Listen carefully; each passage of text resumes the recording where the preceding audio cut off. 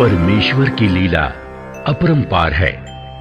वो जब चाहे, जहां चाहे, कहीं भी, कभी भी, किसी भी रूप में प्रकट हो सकता है। कहते हैं, मैं रोवत हूं सृष्टि को, सृष्टि रोवे मोहे, गरीब दास इस वियोग को समझ सके ना कोई। परमेश्वर चारों युगों में प्रकट होते हैं। सतयुग में सत सुकृत नाम से, त्रेता में मुनीन्द्र नाम से, द्वापर में करुणामय नाम से और कलयुग में अपने वास्तविक कबीर नाम से आते हैं। उनका पृथ्वी पर आने का उद्देश्य जीव आत्माओं को तत्व ज्ञान से परिचित करवाने और उनका मोक्ष करने का होता है। इसी उद्देश्य से प्रत्येक युग में वो परम अक्षर पुरुष अपने सतलोक को छोड़कर इस मृत लोक में आकर अपने तत्व ज्ञान का प्रचार करते हैं।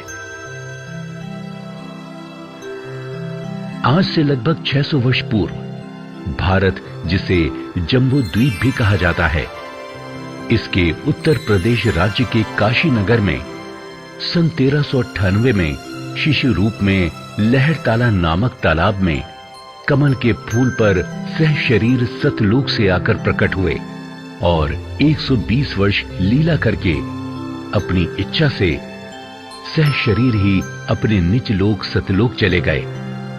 इस दौरान उन्होंने बहुत से चमत्कार किए, बहुत से लोगों का दुख दूर करके उन्हें सुखी जीवन प्रदान किया। उन्होंने अपने तत्व ज्ञान को लोकोक्तियों, साखियों, कविताओं व दोहों के माध्यम से लोगों तक पहुंचाया। वे शास्त्र अनुकूल ज्ञान दिया करते थे, जिसे सुनकर बहुत से लोग उनकी शरण ग्रहण करने लगे। लोगों को लाभ होने लगा, जिस कारण से अन्य ब्राह्मणों, ऋषियों, पंडितों, काजी व मुल्लाओं के पास लोग कम जाने लगे, मानो जैसे उनकी दुकानें बंद होने लगी। काजियों, मुल्लाओं व पंडितों और ब्राह्मणों ने ईर्ष्यावश होकर अपने अपने तरीके से कबीर परमेश्वर का विरोध करना शुरू कर दिया। ज्ञान चर्चा में जब नहीं हरा पाए तो हिंसा पर उतर आए। इतिहास गवाह है कि परमेश्वर कबीर साहिब जी को हिंदू व मुसलमान धर्म के गुरु और पीरों द्वारा कितनी पीड़ा उठानी पड़ी। उनके जीवन काल में दुष्ट लोगों ने उनका पुरजोर विरोध किया और नकली गुरु पीरों के झांसे में आकर परमेश्वर कबीर जी पर 52 बार जुल्म ढाए। उनको मारने की कोशिश की गई और उन्हीं में से एक कोशिश थी कबीर परमेश्वर जी को खूनी हाथी से मरवाने की।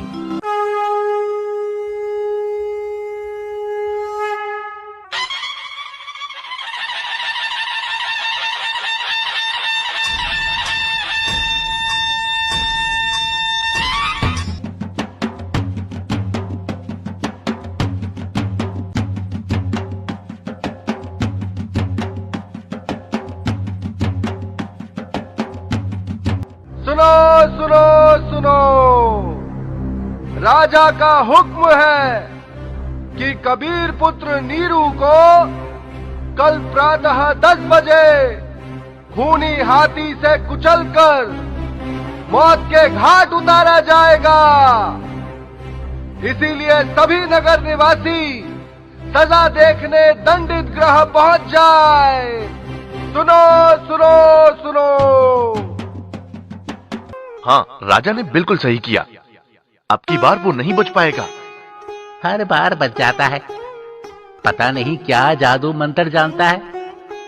अरे राजा के पास बहुत खतरनाक हाथी है, उसे तुरंत कुचलकर मार देगा। हाँ हाँ, सही कह रहे हो। देखते हैं कल क्या होता है।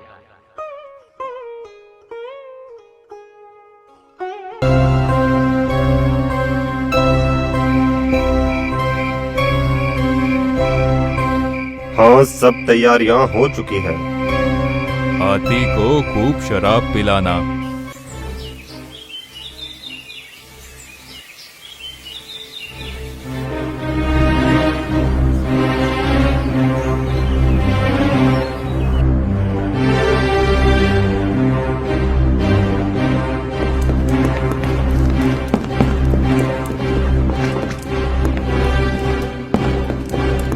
अच्छे से बांधना इस काफिर को, कहीं भाग ना जाए। आज तो इसका खेल खत्म करके ही छोड़ूंगा। अरे पिलवान, शराब और पिला दो इसको, ताकि ये इस काफिर का जल्द ही काम तमाम कर दे। आज तो कबीर निश्चित ही मारा जाएगा। हाँ हाँ, आज ये जुलाहा नहीं बच पाएगा। अरे खूनी हाथी इसे तुरंत मार देगा। हाँ हाँ, वो देखो, आज तो पीलवान हाथी को शराब भी पिला रहा है। अब तो उसका बिल्कुल काम तमाम हो जाएगा। हाँ,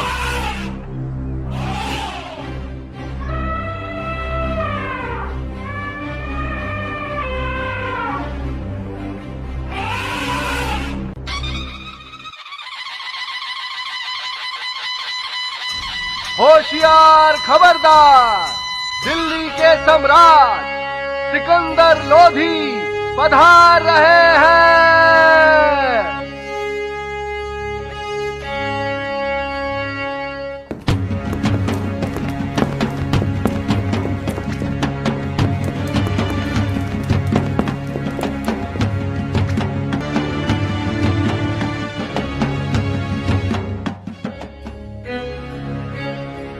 महाराज सिकंदर लोधी की जय, महाराज सिकंदर लोधी की जय, महाराज सिकंदर लोधी की जय, दिल्ली के सम्राट सिकंदर लोधी की जय हो।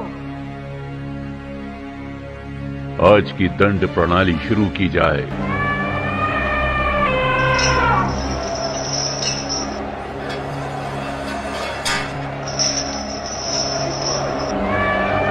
मारो मारो मारो मारो मारो मारो मारो मारो।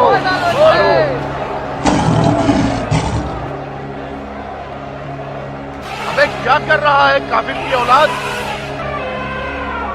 हाँ हाँ, ले जाकर दोबारा कुचलवा दे इसको। मारो मारो मारो मारो मारो मारो।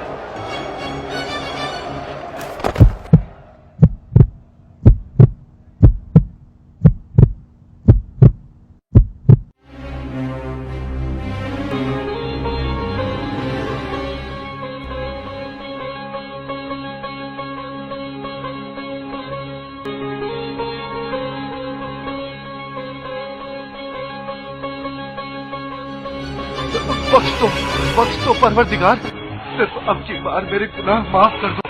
आप ही अल्लाह हैं, मुझे बख्श दो। मेरे से भारी भूल हो गई है कि मैं आपको पहचान न सका।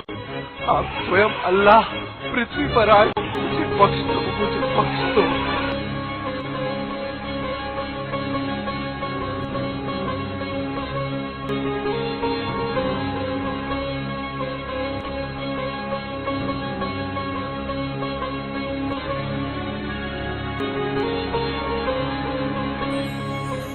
राजन अपने धार्मिक पीर शेख तकी के बहकावे में आकर ऐसी गलती ना किया करें। मैं सतलोक से तुम्हारे लिए ही तो आया हूँ। शेख तकी तो मूर्ख है, परंतु आपको तो ज्ञान है बच्चा। चलो ठीक है, माफ किया।